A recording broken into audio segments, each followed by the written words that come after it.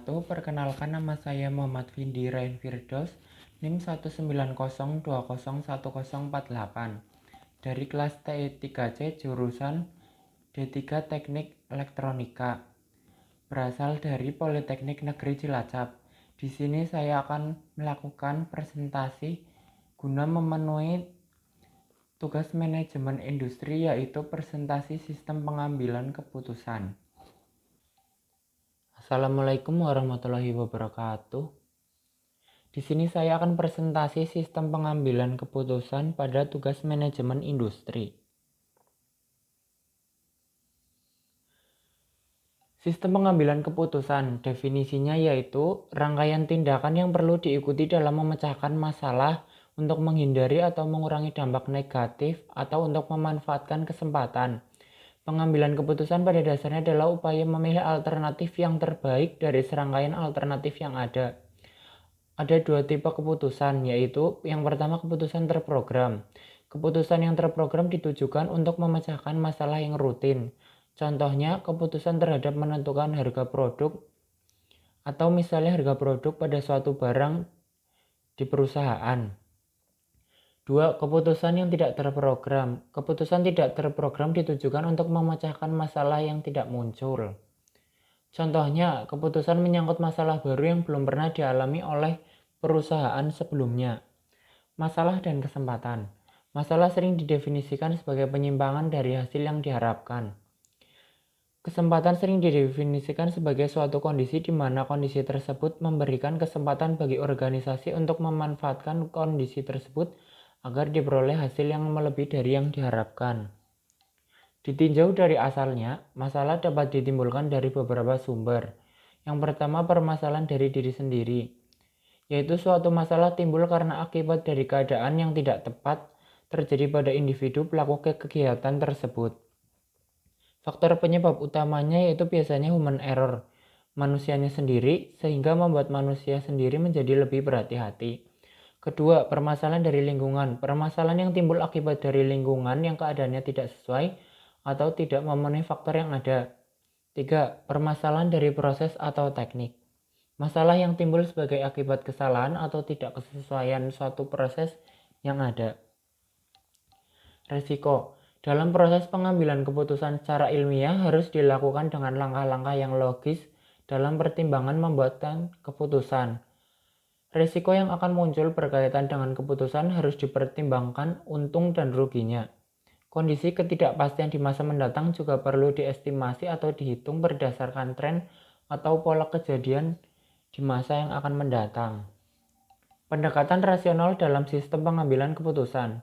Dalam manajemen, langkah-langkah dalam pendekatan rasionalnya yaitu yang pertama, meneliti situasi, dilakukan untuk melakukan analisis kebutuhan dan mendefinisikan masalah. Yang kedua, mengembangkan alternatif pemecahan. Seorang pimpinan atau manajer dituntut untuk kreatif dalam mencari alternatif terhadap penyelesaian masalah. 3. Menganalisis alternatif. Alternatif dengan skor paling tinggi untuk setiap kriterianya merupakan alternatif terbaik. Proses pemilihan alternatif pemecahan masalah adalah proses divergen, yaitu untuk menemukan solusi terbaik untuk mengatasi permasalahan yang ada. 4. Implementasi. Merupakan tahap yang paling sulit dalam proses pengambilan keputusan. Dalam proses pengambilan keputusan terkadang tidak bisa dilakukan dengan musyawarah mufakat, tetapi kadang harus melalui voting. Kelima, ada follow up dan evaluasi. Setelah keputusan dilaksanakan, maka perlu dilakukan proses monitoring dan evaluasi untuk memastikan pelaksanaan keputusan mengenai sasaran atau tujuan yang dituju.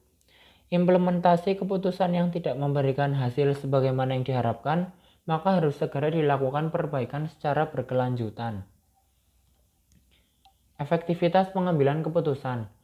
Untuk meningkatkan efektivitas dalam proses pengambilan keputusan dapat dilakukan dengan mengklarifikasikan permasalahan dalam dua tingkat, yaitu pengambilan keputusan tingkat individual dan pengambilan keputusan tingkat kelompok. Dalam pengambilan keputusan secara individual terkadang dibutuhkan untuk merespon sebuah permasalahan yang ada.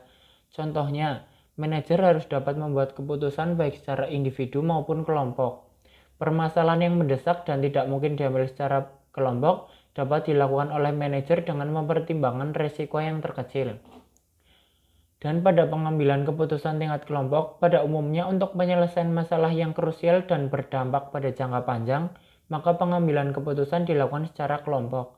Contohnya, pengambilan keputusan kelompok adalah keputusan pemilihan ketua umum yang dilakukan oleh semua anggota.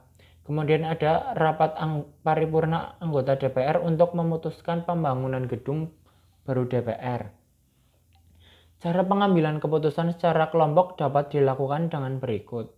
Yang pertama, kelompok interaksi, yaitu dengan mengumpulkan beberapa orang anggota untuk berdiskusi suatu permasalahan dan mencari solusinya yang dapat dilakukan secara langsung dalam pertemuan atau dilakukan melalui teknologi seperti telekonferensi maupun forum diskusi berbasis web.